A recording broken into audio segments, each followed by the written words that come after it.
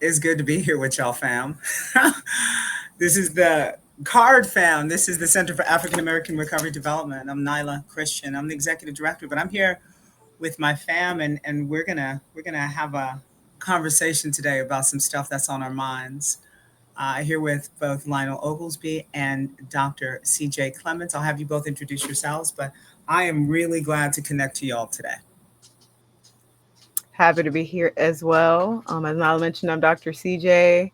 Um, I am brought to this work by experience, passion, and just kind of love for the people that I love and that look like me and struggle as I do. And I'm going to turn it over to Lionel. Hey, I'm Lionel Oglesby. Great to see everybody here. Thanks for the kind words, Nyla. I'm brought to this work by, lived experience of my own and those of loved ones and many friends that I've made in this journey. And in addition to Dr. CJ, I'm also one of the new board members of CARD. There's double reason to be here and support the great work that Nyla and everybody else is doing. And that work, which is interesting, right, is heavy work, is important work, is real work, and we are living in tumultuous times, and that is multi layered and intersectional. We can talk about that all day, but we came together today because we were just having a conversation about how do I, as a person with lived experience, how am I getting up every day and breathing, like what, not just breathing but thriving. It is heavy out here in these political times. I'm like trying to push through for a truth, the truth, any truth that I can find.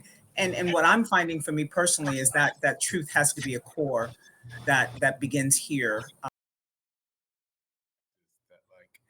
includes scrolling through Instagram first thing in the morning. No, that's a joke. My even though I'm working on not doing that. Actually, that's one of the remedies for maybe sort of being more present, not sort of delving too deep into social media, physical wellness, presence, and these are all things that I got to pick up during the pandemic because the pandemic that we're still in. Which I think is also really important to acknowledge. The last Mhm. 4+ years have not been particularly easy, and I think it's really important to prioritize your well-being, whatever that looks like. Yeah. I hear you with just how do we get up in the morning? How do we keep pushing, whether it's the news, whether it is social media, because it's like something happens and it's plastered everywhere instantaneously. It's like unavoidable.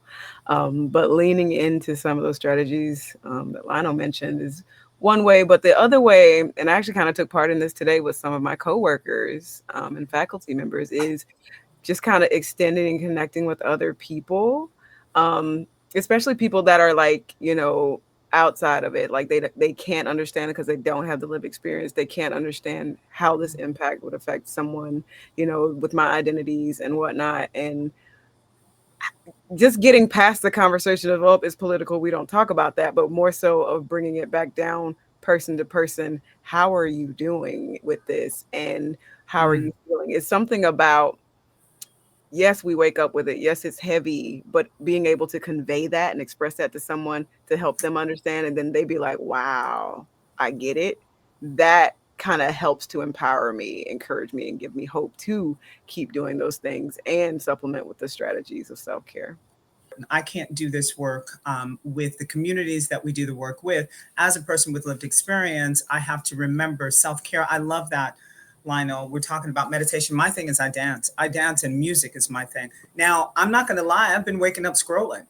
I have been waking up scrolling, and it is literally the worst thing for my mental health, for my spiritual health. And as much as I realize it, I'm thinking about it intellectually while I'm scrolling. While I'm scrolling. And that's the trip, right? Really being able to put it down. But as a person, not only with lived experience, in my personal life, but also to be in this work every day, to be in the community every day, reaching my hand out, hoping to help those who are living the experience, right? And who haven't had a voice or a choice. It again can be heavy work. So, black coffee is one of my favorite. I get up and I have to get down sometimes. I have to do some. I'm a house head. I got to do some house music, and I have to turn it up. And I had to talk to my plants. Lionel's got me on plants recently. Lionel, I'm on plants now. I'm on it. Look at this kid. So no, but I have to get up and care for my plants and care for my home and care for myself and care for my soul and bring some rhythm into my soul and some sunlight. I've been stepping out into the sun a lot, which is super, super important. It's I think difficult to realize that even in this climate, I still have a choice as to how I'm going to metabolize what I see, what I hear. Outside help, getting support. I've been one of those people that not a lifelong therapy person, but it's definitely something I found in my mid to late 20s, and I think that's been one of the more transformative things, like especially different modalities.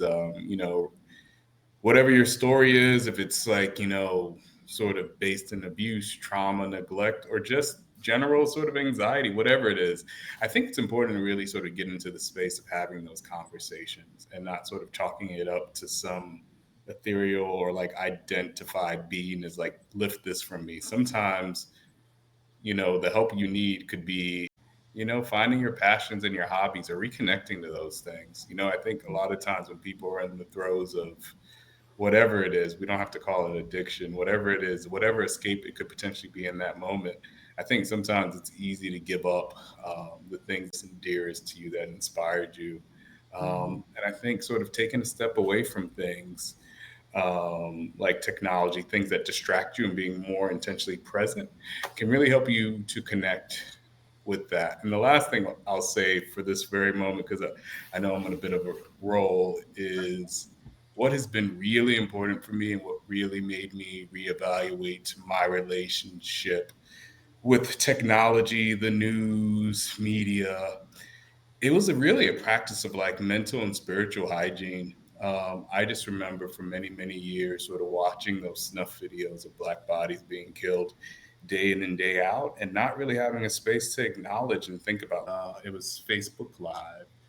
And I just remember that little girl consoling her mom. And in that moment, I just like sort of said a prayer for that kid because I was like, oh, her life won't be the same. Like, there was something to be said about a 5-year old instinctively knowing that she had to care for an adult, simultaneously witnessing the murder of a father figure. I think people have to be really careful about what they allow themselves to be fed. Just like we talk about a balanced diet, I think whatever we allow ourselves to watch can have an impact. Mhm.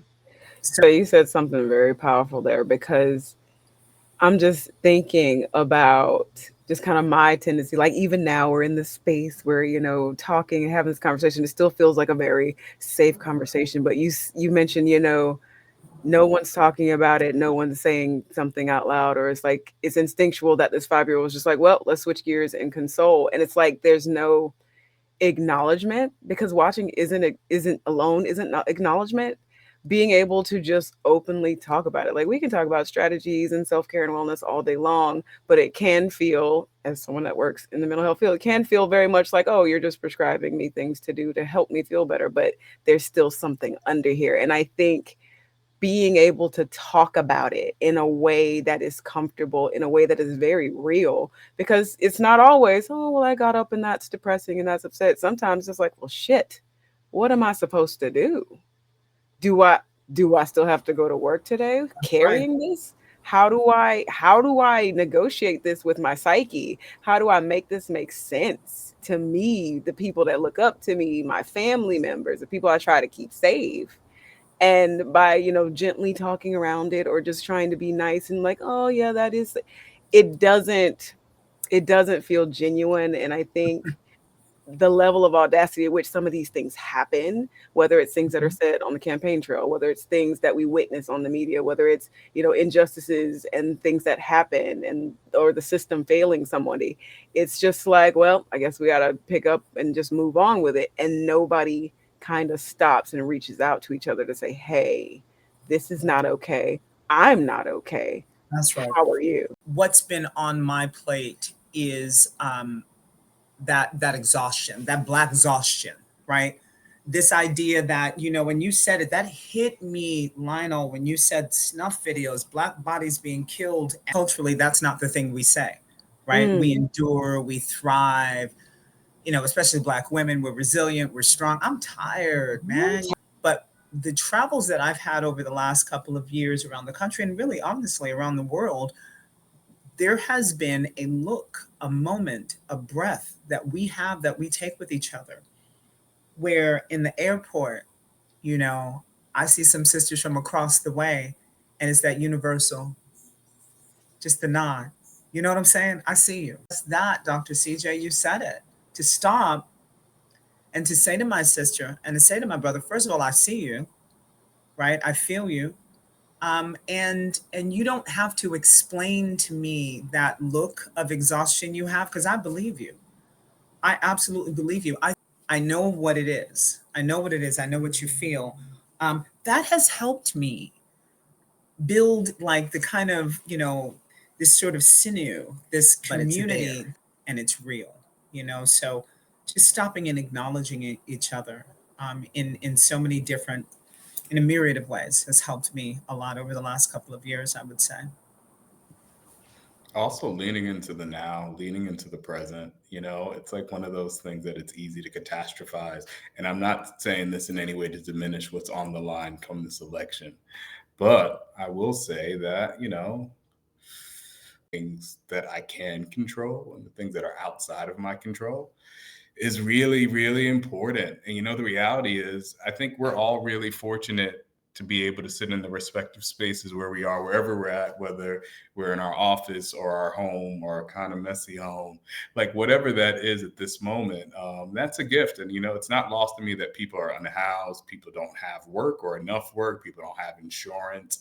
So like really counting my blessings, like, this gratitude thing, just like looking at what I have, sort of looking at what I can feel, walk, stand up, look, talk, all those things are really big gifts that I take for granted. But it makes a world of difference. And that's kind of what I'm talking about. Like when you made the noise, like that kind of expression, really feeling. Because I think you're absolutely right. Pay attention to the things we can change, and if things are beyond our control, it's not so much about ignoring our feelings or ignoring our reactions to it. It's reconciling that. But in order to reconcile that, we actually have to spend time with it. We have to talk about it. We have to get it outside of us so that we can, take a good look at it or look at it with others and connect that way to really kind of make sense of it. It's like, we are here. This is happening. How do we make sure that, emotionally, mentally, spiritually, we are still here after whatever comes? Because as Lana said, this isn't the first time we've been at a crossroads, whether it's with the election, whether it's with something else, and it shan't be the last. Absolutely not. There is the fact that we have been resilient in many ways, even given, the attacks through the system on our families and our communities.